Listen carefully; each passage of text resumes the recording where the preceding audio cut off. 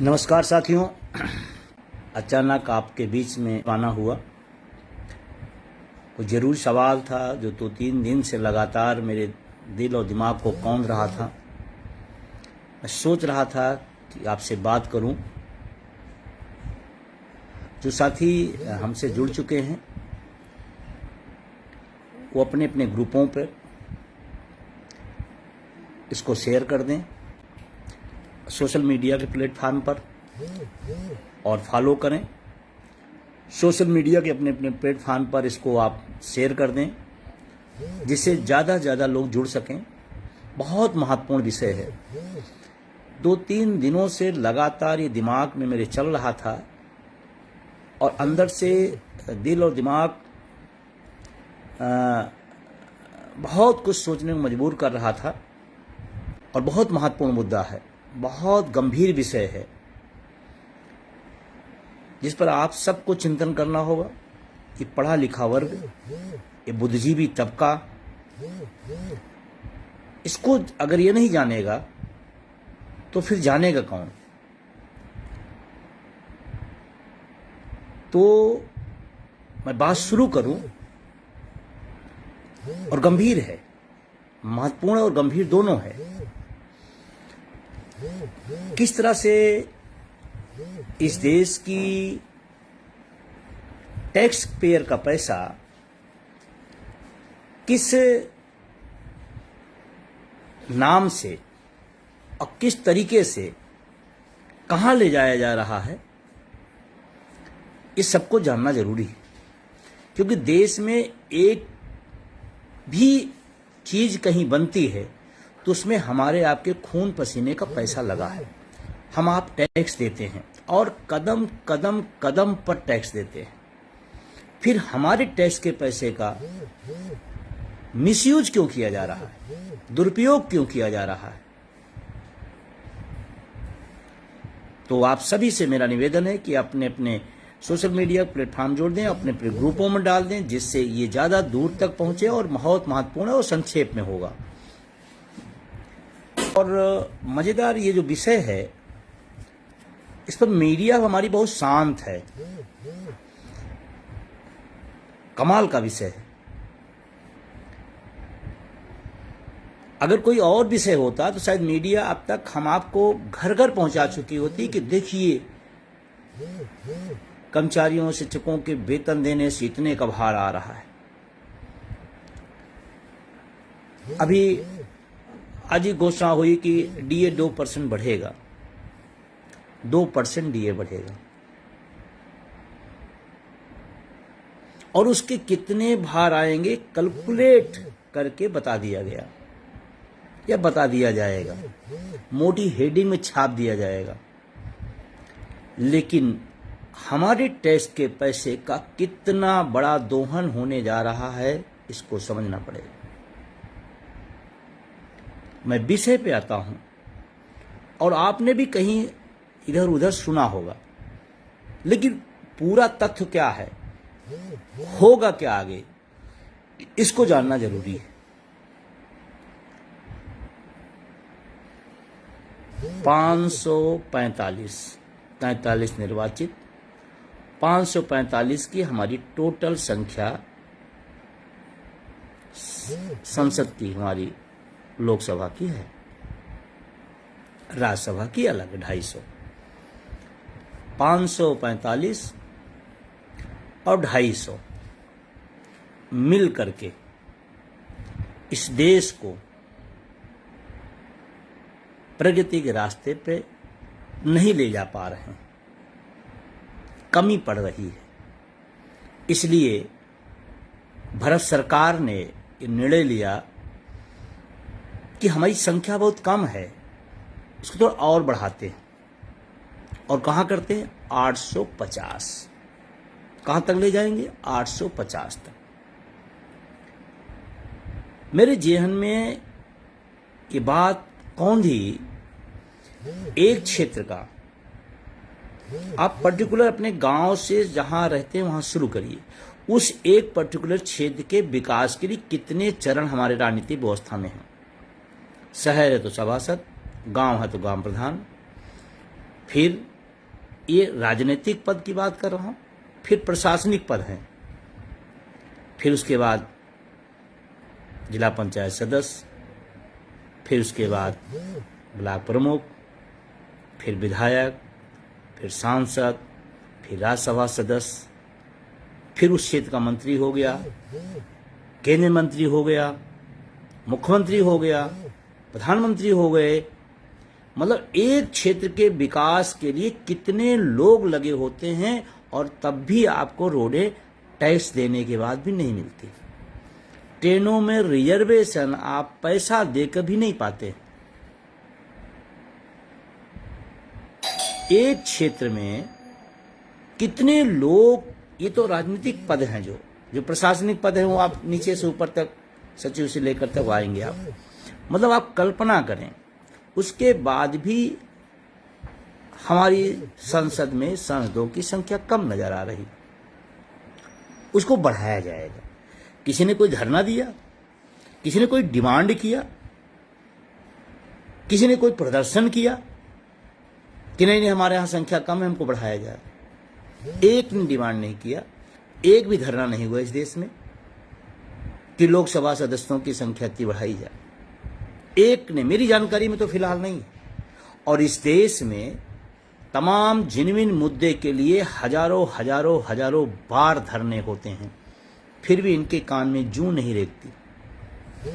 चाहे ओपीएस का मामला हो, चाहे निजीकरण का सवाल हो, चाहे भर्तियां ना आने की हो, बेरोजगारी का सवाल हो, शिक्षा चिकित्सा न मिल पाने का सवाल हो, तमाम रोज टीटी का सवाल हो, तमाम रोज धरने प्रदर्शन अलग अलग तरीके से हो रहे हैं, लेकिन उस पर कोई निर्णय नहीं। मैं जिस आंदोलन की बात कर रहा हूं, पिछले 12-13 सालों से लगातार इस देश का एक बड़ा वर्ग शासन प्रशासन की रीढ़ चीख चीख के चिल्ला चिल्ला के कह रहा है हमारी सामाजिक सुरक्षा कहाँ है। उस पर लिए समय नहीं है, उस पर बात नहीं की जा सकती है, उस पर कोई बयान नहीं आएगा, प्रधानमंत्री लाइव आकर नहीं कुछ बोलेंगे। लेकिन जिस पर कोई धरना प्रदर्शन नहीं हुआ, बिना धरने प्रदर्शन के 850 सदस्यों की संख्या की बढ़ोतरी की बात आ गई। क्यों भाई? 850 होने से अर्थव्यवस्था पर कुछ दोष पड़ेगा या नहीं पड़ेगा? कुछ भार आएगा कि नहीं आएगा?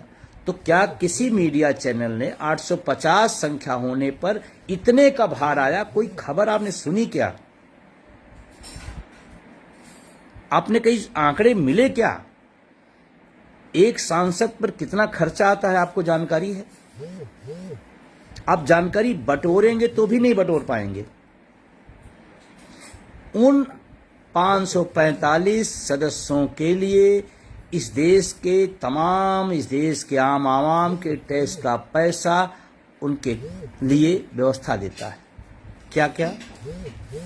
एक लोकसभा सदस्य या दोनों सदनों के लोग 1,24,000 मूल वेतन। अब इसे आम आदमी तो नहीं समझ पाएगा, लेकिन जो वेतन भोगी लोग वो जानते, मूल वेतन। उसके बाद 84,000 निर्वाचन भत्ता, 84,000 निर्वाचन भत्ता। उसके बाद 62,000 कार्यालय खर्चा। उसके बाद 50,000 यूनिट बिजली फ्री। इस देश का एक आदमी को भी 1 यूनिट फ्री नहीं मिलती है, बल्कि स्मार्ट मीटर के नाम पर, निजीकरण के नाम पर और बढ़ाने की तैयारी। 1 यूनिट भी इस देश का गरीब से गरीब आदमी फ्री नहीं पाता।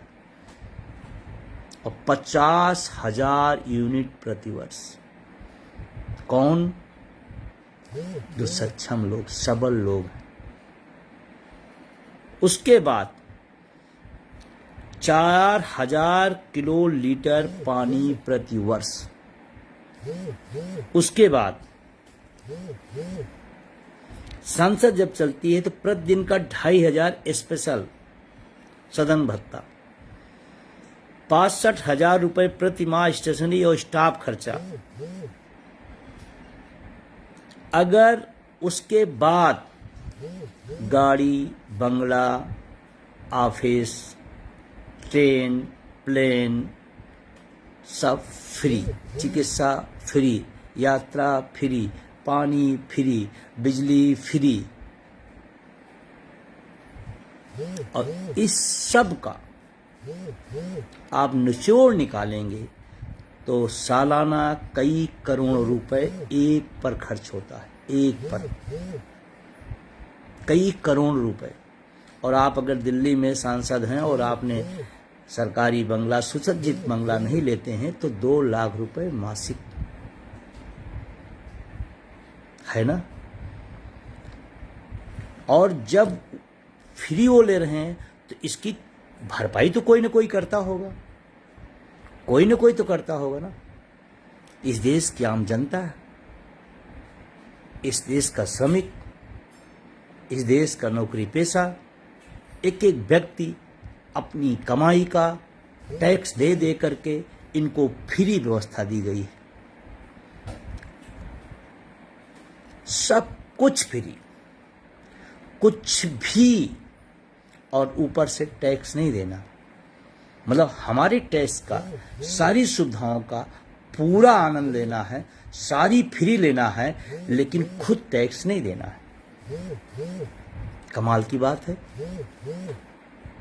और अब 850, कोई जंतर मंतर धरना दिया कि सदस्य संख्या बढ़ाई जाए? किसी ने कहा? किसी ने नहीं कहा, हमारी जानकारी में तो नहीं है। और तमाम जनवादी सवालों पर इस देश के लाखों लाख लोग सालों साल से धरना प्रदर्शन चीख चीख के कह रहे हैं ये मेरी डिमांड पूरी करो। शिक्षा मित्रों को 8,000 बढ़ाया गया और ऐसे बताया जाए जिससे लगता है उनको एक जन्म दे दिया गया। अनुदेशक, रसोइया, तमाम ऐसे ग्राम सेवक, तमाम ऐसे पदों, आउटसोर्सिंग संविदा की जो स्थिति है किसी से छिपी नहीं है। चीख चीख के अपना वेतन प्राप्त करना चाहते हैं कि काम पूरा तो दाम आधा भी क्यों नहीं। जब काम पूरा तो दाम भी पूरा। चीख चीख के चिल्ला रहे लेकिन जू नहीं रेंग रही।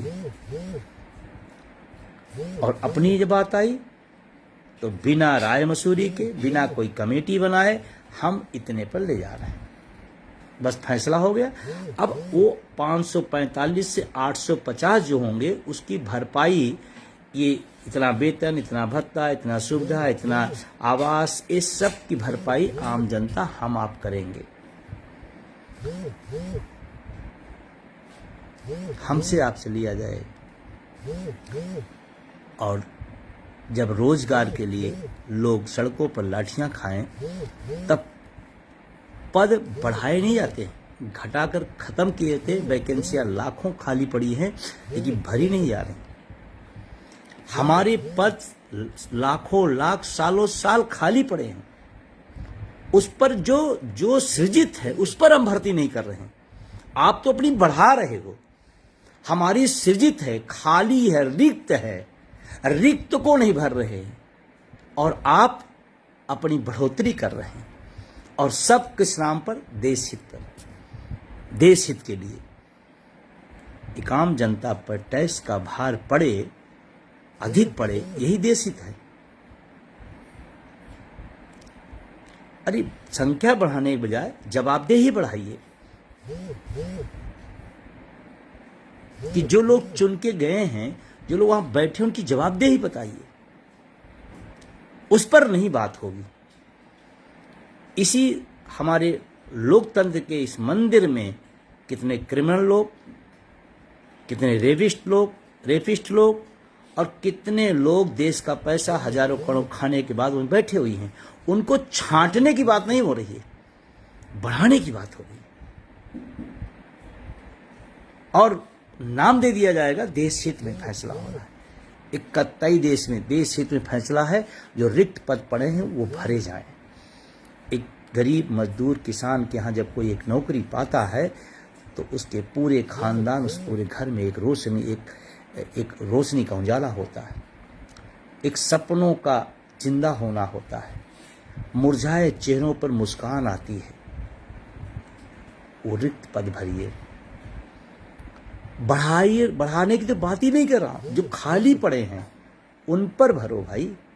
रेल में सबसे बड़ा सेक्टर खाली पड़े हैं, तो आप 850 कर रहे हैं, तो हमारे यहाँ जो संख्या है डे बाय डे संख्या बढ़ रही है, तो कर्मचारियों का काम भी बढ़ रहा है।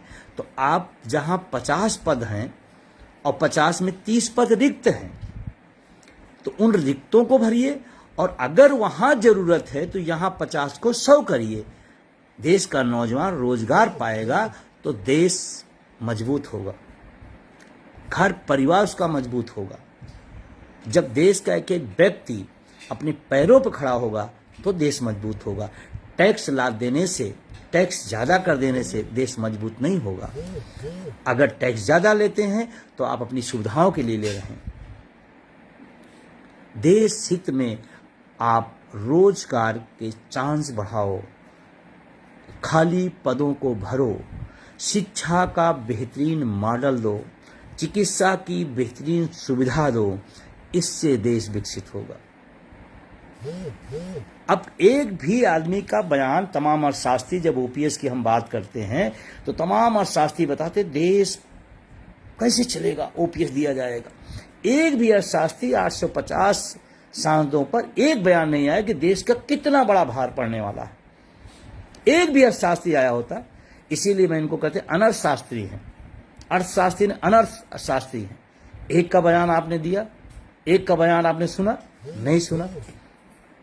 फिर अब पैसे की दिक्कत नहीं है। इस देश का किसान मजदूर का बेटा अर्धसैनिक बल जाता है देश के लिए, सीने पे गोलियां खाता है। जब उसके पुरानी पेंशन की हम बात करते हैं तो यही राजनेता हमको वित्तीय भार की बात बताते हैं। अब बताएं, अब आप हमको आंकड़े दीजिए, और क्यों बढ़ा रहे हैं, आवश्यकता क्या है। और अगर आपका बढ़ने की आवश्यकता है तो सांसदों से ज्यादा इस देश में नौजवानों के रोजगार और नौकरी की जरूरत है। सांसद बढ़े ना बढ़े, लेकिन देश के नौजवानों को रोजगार मिले, ये है देश हित। 8 साल से उत्तर प्रदेश में बेसिक शिक्षा में एक भी भर्ती नहीं हुई। अब सोचो, 8 साल बीत रहे हैं, एक भी भर्ती नहीं हुई। जो लोग बीए, बीएड, बीटीसी, तमाम डीलेड, दुनिया भर की जितनी आपने डिग्रियां बताई सब बटोर रहे हैं, बाद में बेरोजगार हैं। और आपके घर का व्यक्ति, मंत्री, विधायक, सांसद के घर का व्यक्ति 25 साल पूरा करते करते विधायक और सांसद हो जाएगा, क्योंकि आपकी वैकेंसी बढ़ गई। दूसरा उसमें आ नहीं पाएगा, क्योंकि यहां तो एक पार्टी विशेष, वर्ग विशेष, परिवार विशेष, सब जगह ही चल रहा है।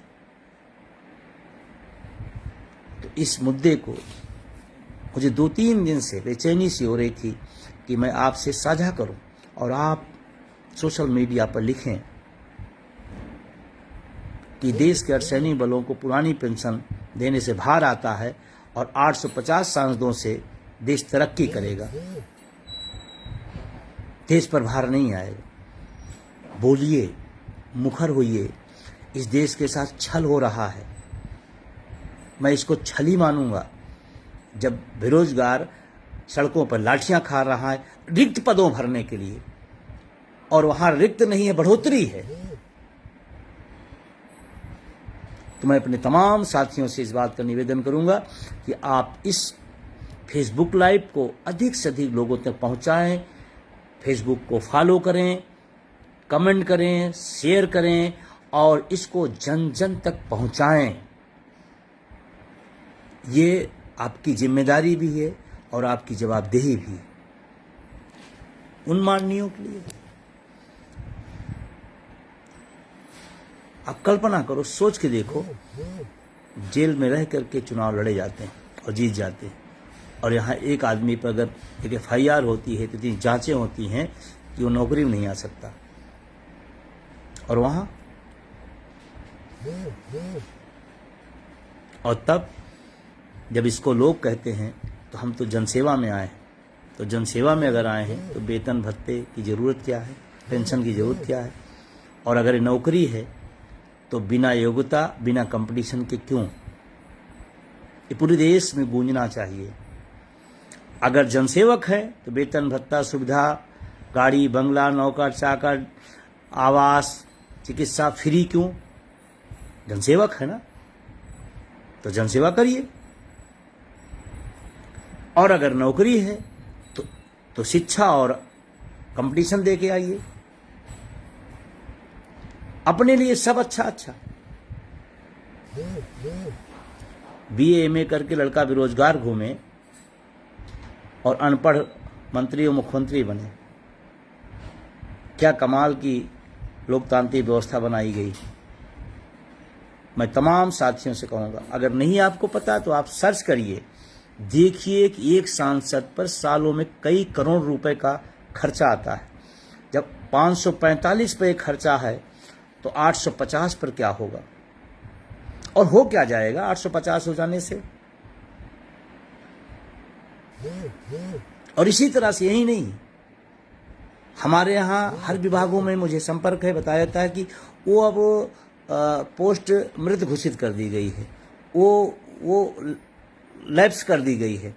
और यहाँ हर राज्य में उप मुख्यमंत्री, कोई संवैधानिक पद नहीं है, अपनी पोस्टें क्रिएट करना है। उप मुख्यमंत्री क्या होता है? कहाँ संविधान में लिखा उप मुख्यमंत्री का?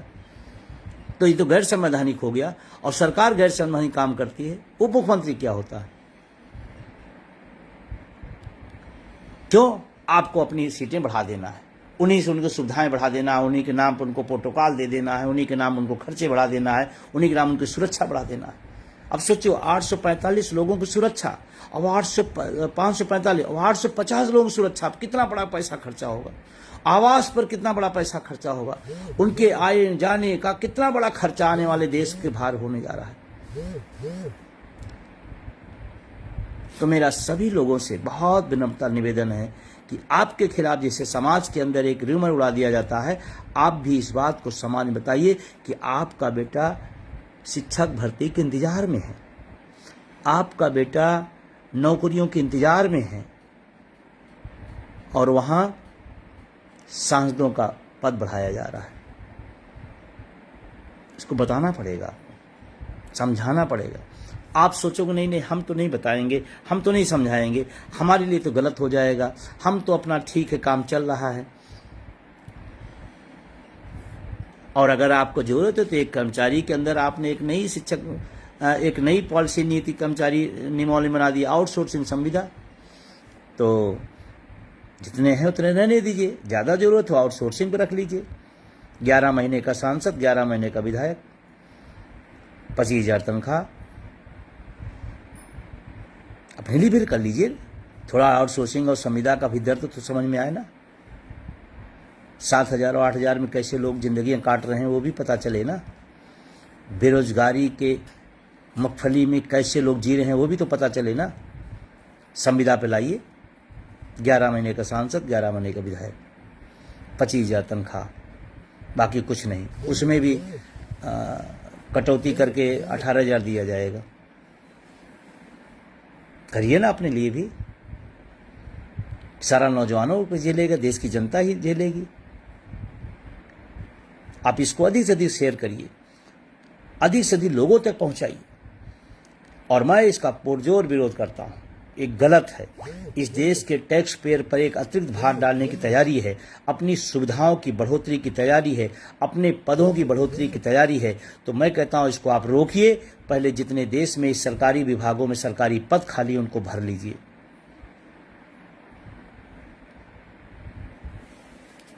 तमाम घर रोशन हो जाएंगे। और 20 साल के बाद भी शिक्षकों से पूछा जा रहा है कि आप योग्य हो कि नहीं हो, टाइट दीजिए। तो आपके लिए भी तो कुछ होना चाहिए।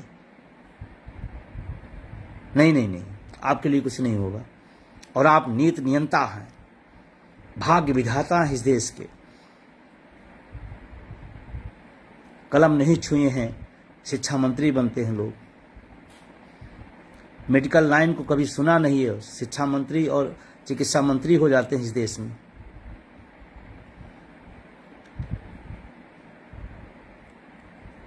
जिनको जेलों में होना चाहिए वो जेल मंत्री हो जाते हैं इस देश में।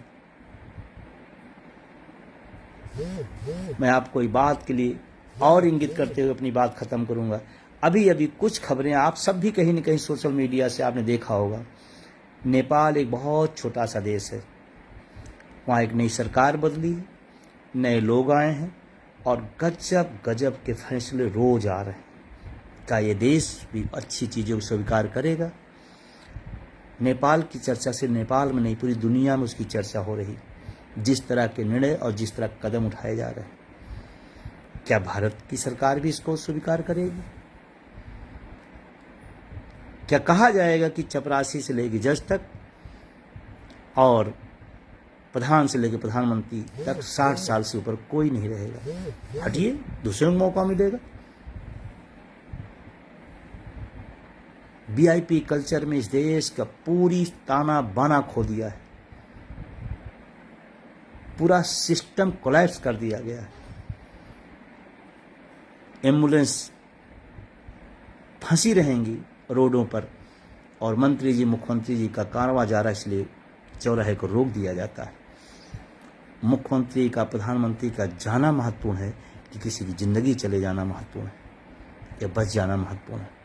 उसकी ज़िंदगी बच जाए, मुख्यमंत्री प्रधानमंत्री 10 मिनट बाद चले जाएंगे, लेकिन नहीं, महसूस कराना है कि आप आम जनता हैं, हम इस देश के भाग विधाता हैं।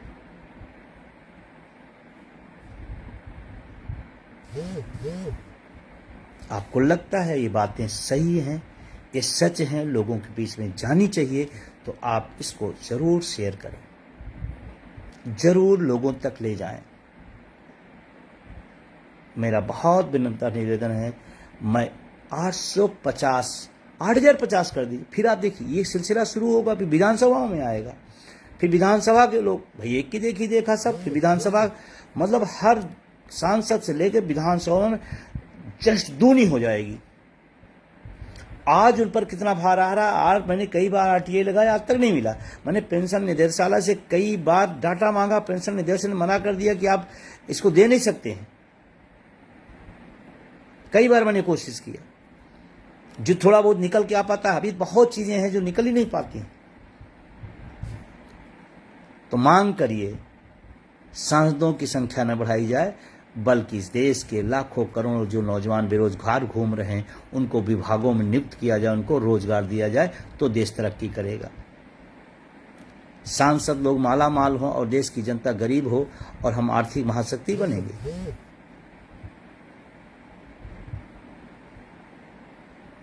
तो पुनः सभी से निवेदन करते हुए इस फेसबुक लाइव को आप अपने जरूर लोगों तक भेजिए और बताइए 50,000 यूनिट प्रति वर्ष, एक यूनिट भी आपको फ्री नहीं मिलती, बल्कि जितना पैसा आप बिजली देते हैं उससे ज़्यादा देने की तैयारी है। प्राइवेटेशन किया जा रहा और वहाँ इस देश के लोगों को जब इनकी व्यवस्थाएं, इनकी सुविधाएं, इनकी सुरक्षा, इनकी चिकित्सा, इनका सारा फ्री देश की जनता जानेगी, तो देश की जनता को कोप्त होगा कि ये मेरा देश है जहाँ हमें चिकित्सा नहीं मिलता, लेकिन यहाँ एक वर्ग ऐसा है जिनको चिकित्सा भरपूर मिलती है, फ्री मिलती है और अच्छी मिलती है। तो फिर क्या होगा?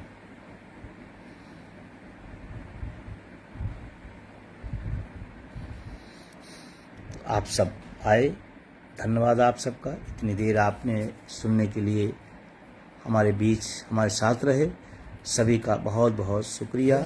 शुभ रात्रि। लेकिन विषय गंभीर है, मुद्दा गंभीर है, महत्वपूर्ण है, इस पर जरूर अपनी कलम चलाएं सभी लोग। बहुत बहुत शुक्रिया, बहुत बहुत धन्यवाद।